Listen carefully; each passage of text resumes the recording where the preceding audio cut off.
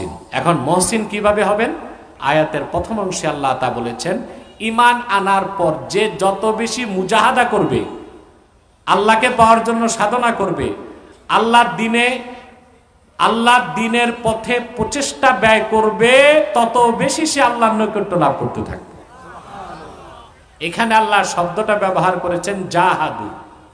জাহদুন বা জুহদুন শব্দ থেকে মুজাহাদা শব্দের অর্থ হচ্ছে প্রাণান্তকর প্রচেষ্টা। প্রাণান্তকর প্রচেষ্টা। জিহাদকে এই জন্য জিহাদ বলা হয়। কি বলা হয়? জিহাদ। কারণ যে জিহাদ করে সে আল্লাহর সন্তুষ্টির জন্য সর্বাত্মক প্রচেষ্টা ব্যয় করে। সুবহানাল্লাহ বলেন। এই জন্য জিহাদকে কি বলা হয়? জিহাদ। জিহাদের চেয়ে বড় মুজাহাদা আর কিছু। সুবহানাল্লাহ বলবেন না? জাহাদা ইউজাহিদু, মুজাহাদার অর্থ প্রচেষ্টা। কি? আর তার চূড়ান্ত রূপ হচ্ছে সশস্ত্র লড়াই। সুবহানাল্লাহ বলবেন না? আল্লাহ রাব্বুল আলামিন তার হাবিবকে বলেছেন, ইয়া আইয়ুহান নাবিয়্যু জাহিদিল কুফফারা ওয়াল মুনাফিকিনা ওয়াগলুজ আলাইহিম ওয়া মাআওয়াহুম জাহান্নাম ওয়া বিসাল মাসীর। আল্লাহ বলেন, হে প্রিয় হাবিব নবী আমার মুহাম্মদ সাল্লাল্লাহু আলাইহি ওয়াসাল্লাম, জাহিদিল কুফফার ওয়াল মুনাফিকিন, কাফেরদের বিরুদ্ধে, মুনাফিকদের বিরুদ্ধে আপনি জিহাদ করুন। সুবহানাল্লাহ।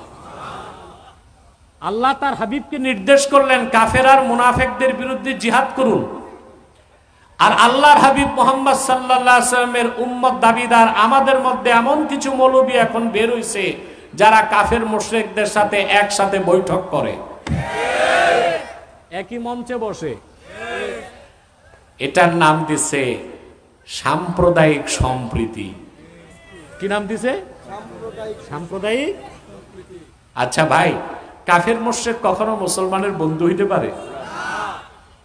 আপনারা দেখছেন না কত মৌলবী সাহেব মন্দির পাহারা দিছে, মূর্তি পাহারা দিছে? এটা কি মুসলমানের কাজ? মূর্তি যারা বানাবে তারাই মূর্তি পাহারা দিবে।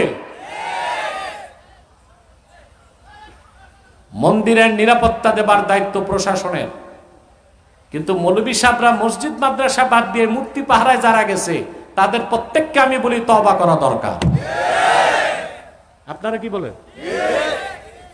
আল্লাহ তার হাবিবকে ১,৫০০ বছর আগে বললেন আপনি কাফের আর মুনাফিকদের বিরুদ্ধে জিহাদ করুন।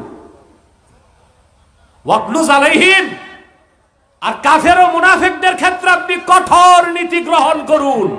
আল্লাহু আকবার বলেন।